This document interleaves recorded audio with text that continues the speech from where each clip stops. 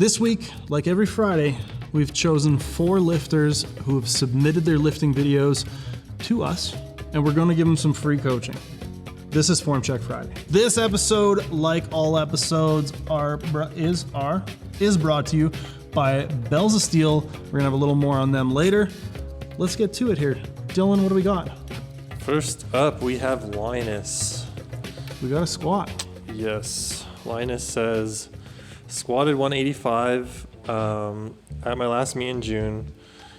He's building up for his next meet in the end of September. Did 6 weeks of high reps and more muscle building focus.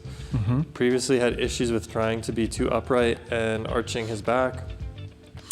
Not sure if that's gone, but I'm trying the ribs down bracing. Should he focus more on shoulder mobility to have a better shelf? Any pointers or help is appreciated. Okay, so I don't really see much issue with the shoulder position you've got. I also think that your brace looks quite solid as is here. I think the biggest thing I would be looking at and trying to work on is this shifting of the knees and the hips coming up behind you. So I think that if you can either maintain a little bit more control into the bottom, or B, be slightly more patient coming out of the bottom so that you can keep those knees a little more forward and reduce the amount of the dreaded squat morning that we're seeing. So on rep 1 here, not bad, right? We see a little bit of the hips kind of coming up behind. It does slow down a little towards the top. Rep 2, we see a little more of the hips coming up behind. Rep 3, we see a lot more of the hips coming up behind. So let's work on trying to keep those knees forward, try to stay in the quads, drive through the front of the foot. And by doing so, you're gonna be able to maintain your torso angle a lot better throughout the set. So I think that's the number one thing that I would work on. I don't necessarily think there's anything wrong with your shoulder position. Like I said, your brace overall looks quite solid. So if you can keep yourself from allowing those big swings in torso angle, I think that's gonna be the sort of next step to cleaning up your squat here. And that brings us to our sponsor, Bells of Steel. You can go ahead and click the link in the description box below, bellsofsteel.com if you're in Canada, or .us if you're in the States, because one of the things that Bells of Steel is so dang good at is they're reducing the cost of shipping these big giant containers of racks and whatever else heavy crap that we need so that we can get strong and jacked. Bells of Steel is trying to make it affordable for us to ship that stuff, because we all know when you order a big piece of equipment for the old home gym, goes on sale, you're all excited because you can afford it. You add it to your cart and you see the shipping cost is damn near the price of the item over again. Well, Bells of Steel's doing their damnedest to get that down. So kudos to them. As you can see around me, we use a lot of Bells of Steel stuff here. It's tried, tested, and true. I have slammed it, pinched it, punched it, dropped it, kicked it, all the stuff, and it holds up to some serious use. So make sure to check out our sponsor, Bells of Steel. Thanks to them for sponsoring the video. And if you're looking for anything for your home gym, maybe a new bar, maybe some kettlebells if you're feeling a little spicy, check them out in the description below. Who's next, Dill? Next up, we have Matt, and Matt is deadlifting. This was his 3rd lift of the day, and he's looking for any gaps in his form. He's never been explosive off the floor, rather steady / consistent power. And he's also visiting Calgary, I believe, in July and August, so he's hoping to pick up some merch. Cool. All right, well, first thing, Matt, just send us an email, and we'll make time for you to come in, check the place out. Maybe you can get a lift in. But let's take a look at this first. So the first thing I'm seeing here is, as you're setting up, we're super far back, right? Like you actually lift your toes, you're so far back on your heels. I think we're doing an interesting thing with our sort of center of mass, our center of gravity here. And that is, we're super far back to start, and then as the pull gets closer to being done, you come further forward. So you can see here, the heels are up, we're pretty wedged back behind the bar, so we very much like stiff-legged off the floor. And then as we come to the middle portion of the lift, Then we start coming forward and we start trying to push the knees forwards under the bar to get our lockout done. So what I would like to see is for you to have a little bit more knees forward in the start position, right? I think that if, as you roll this bar in, if you wedge those knees forwards in between your arms, then you're gonna get a little bit more of a squatty kind of feeling off the floor. You're gonna get a little bit more quads, a little bit more full leg contribution, and make it feel a little more like a leg press, which is a thing that I advocate for quite a bit. You're also then gonna be closer to, where you seem to wanna be here. See how you really kind of come forward to the bar? Because that's clearly where you're stronger locking out.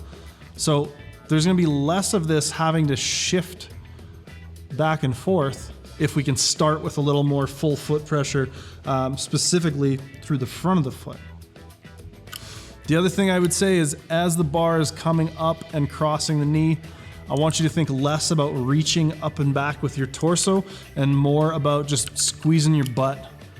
Just trying to squeeze your glutes, trying to keep pushing and extending your knees and your legs, and really try to get as much of that lockout as you can from hip extension, as opposed to trying to pull back and use a lot of back extension. I wouldn't worry, again, I've talked about this in past form checks, but I wouldn't really worry about being quote unquote explosive. The explosivity a lot of the times comes from guys who pull 900 being really explosive with like 400 or 500, and people being like, oh man, that must be what the best lifters do. When in actuality, it's like when those 900-pound pullers get to 900 pounds, there's nothing explosive about it. So anyways, that is what I would recommend there, Matt. Hope it helps. And yeah, definitely shoot us an email. Let us know if you're in town, and we'll arrange a time for you to come check the place out. Who's next, Dill? Next up is Christopher. Christopher just got back into squatting. So he says got back into squatting after 4 months due to some knee pain.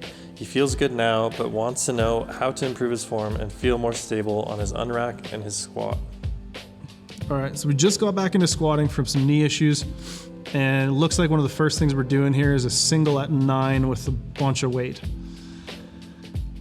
My friend, I would ease into training a little bit, right? It looks like, we're likely pretty detrained, which is one of the reasons that this looks so heavy and hard out of the rack.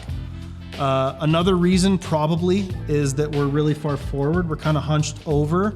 It looks like our feet are out kind of behind where the bar is. So we're really having to pick it up with our upper back while being like hinged in front of our center of gravity. So we're having to like pick it up with our back out of the rack, and that's never gonna feel good. If you want a bar to feel good out of the rack, get your whole body in underneath it, pick it up with your quads and your hips after creating a very tight, stable brace. That's how you pick up a bar and make it feel light. The next thing, we get the walkout, not bad. I'm actually a big fan of our brace. Like, brace and back position look wonderful on the way down. But then again, as soon as we hit the hole, everything shifts back and up. We go into a squat morning, and we're losing the bar forward. We're having a fight to not get tipped over. And I think that's just a case of, coming back after a knee issue and being like, all right, I want to see where my max is. This is not the way. That is what causes people to repeatedly deal with the same issues and injuries and pain symptoms. So ease your way back in. Some pause squats, some pin squats, good, well executed, controlled reps. And I think that's something a lot of people miss in training is they're like, I want to train to lift heavy weights, so I'm going to lift heavy weights. And it's like, yeah, but if we lift heavy weights and we're, kind of shaky and technique isn't that good, but we're pushing really high intensity, we're going to make bad habits, right? And this isn't you need good technique or you can't put weight on the bar kind of thing. I think that's, I don't know that anybody other than the Squat U guy really subscribes to that.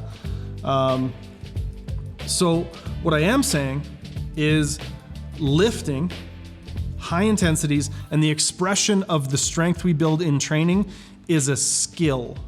So as much as we need heavy weight, we need stimulus, we need to produce fatigue, we need to push hard to get stronger, we also need to practice the skill of lifting.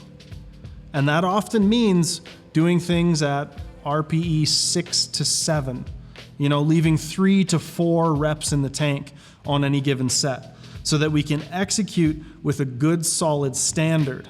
We're hitting depth, we're moving the way we want to move. A lot of the times people want to fix their technique, but they're also afraid to back off of like absolutely top end work and trying to test their max and max out every other week.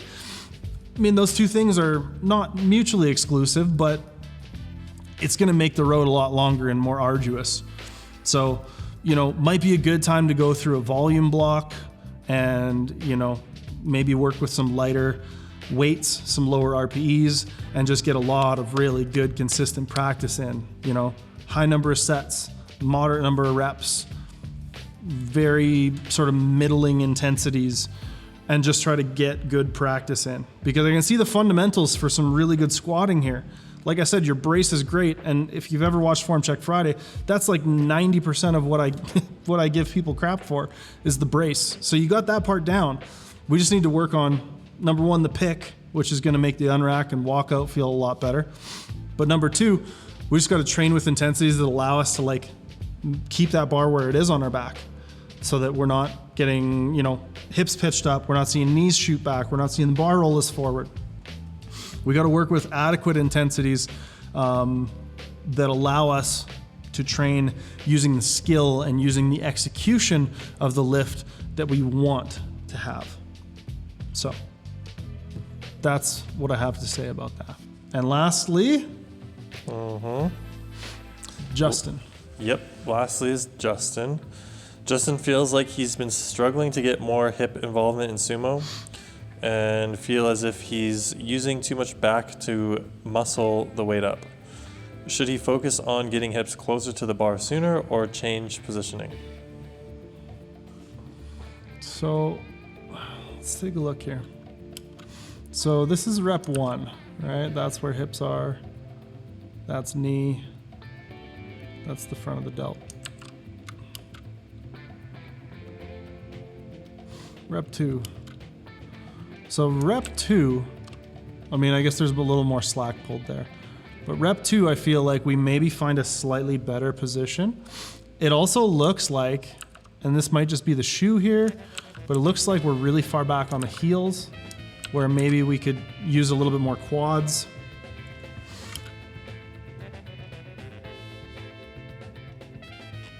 I also think it's going to be really hard again to like make a specific technique work when we're working with, intensities high enough that we, fail the last rep. So part of it is going to be, okay, let's put like 80% on here and hammer a bunch of doubles and see if, we get the hips in a little earlier, or if we get, if we try to hold that knees forward position a little bit better off the floor. Because that's certainly one thing that happens, right? Is we're not necessarily pulling from this knee position, right? We pull the slack out from there, but by the time that bar breaks the floor, knees are way back there, shoulders are quite a bit more forwards. So it might actually be that, yeah, I think that's the thing actually. So this is probably where you want to start your pull from. My advice and my recommendation here is going to be slightly more over the bar. I think what you're doing here is you're wedging yourself too far behind the bar, because right now shoulder blades are way back here, and that's the line with the bar. By the time the bar comes off the floor, now we've got the shoulder blade here. So we wedge ourselves really far back behind the bar, but then it all just kind of comes forward anyways. So if we can get into a position where we're actually holding kind of more over the bar here, I think we're going to get way more out of the legs, because we're going to be able to hold this back position way more steady, as opposed to wedging it all behind the bar and then watching it kind of crumple watching the back position, change pretty substantially, and then having to go through a lot more flexion extension because we've lost that position. Like overall, you've got a really good pull. You're pulling 585 here for 2 reps. And yeah, I mean, you've got great leverages for sure. Like your lockout's nice and low. You got long arms. Like you have a lot of the makings of a really great deadlifter. I think the biggest thing is just trying to take some of that, like, we get this idea of like, again, this like ideal technique, and then we start to kind of overdo it. And the ideal sumo technique is that we're super upright, we're super far back behind the bar, but as seen here, we can't really pull from there. So what ends up happening, right? We have to come forward over the bar. But what happens while we make that transition from the shoulder blade being too far behind the bar to being over the bar so we can lift it is knees go back, hips come up, and we lose a lot of low back extension. So if you can work yourself into a position where you're a little more, evened out on the toes, as opposed to, you can see it again here in really quick succession on this 3rd rep, we really try to get back behind the bar. And then again, it pulls us forward and out of position, and we just lose a lot of that position off the floor, and we can't recoup it in this case. So if we can be maybe more here, I think that's a more maintainable and consistent start position. So yes, your hips are slightly higher, but you're gonna be able to brace into this position. You're gonna be able to pull the slack out into this position. And then I think from there, you're gonna have a way better time pulling, as opposed to trying to wedge everything behind the bar and then letting everything kind of curl to get to the shoulder blade being in the right position. If instead you're here, then you can work on bracing in that position, getting strong in that position. And you're gonna be a lot more consistent off the floor. You're gonna have a lot more consistent reps. And yeah, you'll probably get that feeling like, okay, my lower body's maybe contributing more to the deadlift and I'm doing less work with the back. So yeah, that would be my recommendation, and I hope it helps you, Justin. One last thing worth mentioning before we sign off here, we are going to be moving Form Check Fridays to their own channel. Again, we'll put a link in the description below or maybe somewhere on the screen using some kind of annotation. But if you're interested in following Form Check Fridays, if you want to, still stay up to date and watch all the new ones, make sure to go subscribe to the new channel because Form Check Fridays will be moving. We got one more next week, and then the move will happen. So a little bit of a heads up here. Make sure to like and subscribe to this channel and the other one. And links in the description if you want to submit. We'll see you in the next one. Bye-bye.